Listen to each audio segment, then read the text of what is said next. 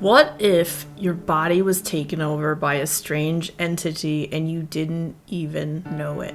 Well, let's talk about green screen you. And maybe you're still there in there somewhere, but something took you over. So today we're going to talk about the book Leech by Hiron Ennes, and that's kind of like the premise for the book. So it takes place in a cold northern region. There's this baron's estate, and there's a doctor who you enter into the story. This doctor comes to the baron's estate. They are coming to replace the baron's old doctor, which, unbeknownst to the baron and the people that live there, is still the doctor that's coming to them because this entity has taken over the doctor. There's this whole institute, and they seem to have taken over all of the doctors in that which makes up this book. So the humans that were once doctors now are in the control of these possible alien beings, or whatever it is that these creatures are that are kind of like parasitic that take over. And so the doctor goes and does an autopsy on basically themselves to see how they died.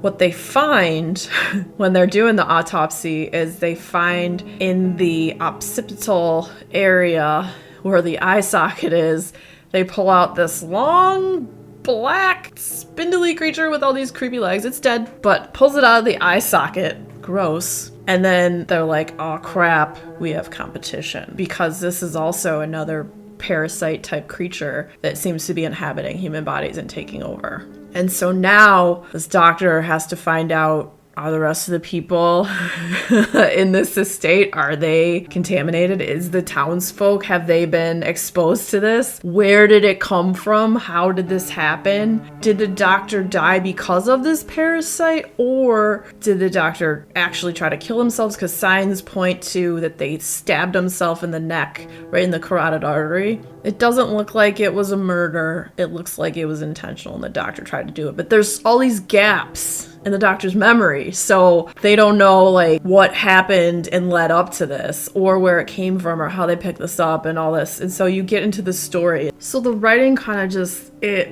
immediately gives you a sense and a feeling of how the story will be, like the coldness and fogginess and stuff that will wrap you in its tendrils as you read this. So I'll just read like the first paragraph to give you an idea. The sight of this old train car saddens me, though I cannot quite articulate why. There's something unnameable about the rattling of the empty wooden seats, so like the pews of a deserted church, that puts me in a lonely humor. It is an unusual feeling, since I have never in my life been alone. These creatures too, or these entities that inhabit the human body, they also have like this interconnected network of all the other beings of themselves being one whole. It's almost like a hive mind kind of thing going on, and they can communicate with each other across far, far distances.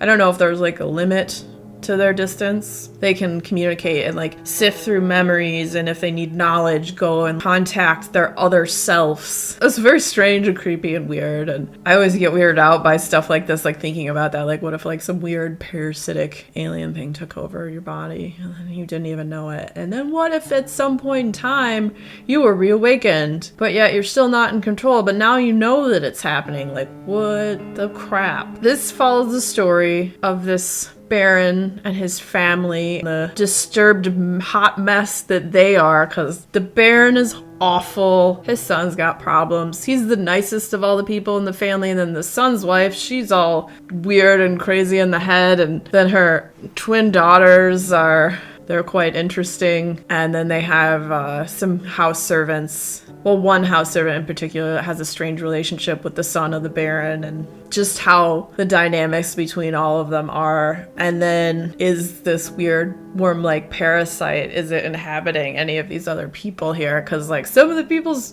behaviors have maybe changed a little bit, so everything's kind of suspicious. The doctor has to figure out like, where did this come from? How can it be destroyed? Can we get rid of it? Is everybody else already infected? And what happens and how it culminates. Does anybody get out alive or escape? I don't know, you'll have to read it to find out. Highly enjoyable. They did a really phenomenal job with just the beauty of words. I cannot stress enough how much I really enjoyed the way it was written. Just sometimes people, the way they describe things, it's so puts you in that place and time and experience where you can feel it. Hiron Ennes just really, they have a great grasp on beautiful descriptions. This story was very weird and unique. I don't think I've ever read anything quite like it. I've seen like some stuff with parasite taking over people. It calls to mind there's an X-Files episode of that happening when these people go to this weird Arctic climate, and it might have been Antarctica, I don't remember, and they have this core sample of like the ice from millions or billions of years ago. I don't know, it's probably not billions, but it has these freaking worms in it, and they have to figure out like why these other people died, and it's because the parasites took them over and made them all ragey and want to kill each other, whatever. These parasites don't really make people all ragey where you want to kill each other, but it was a really weird and creepy crawly story. The characters were really great. The setting was definitely like a good, creepy, cold, dark, gothic setting for the story, and it was really fantastic.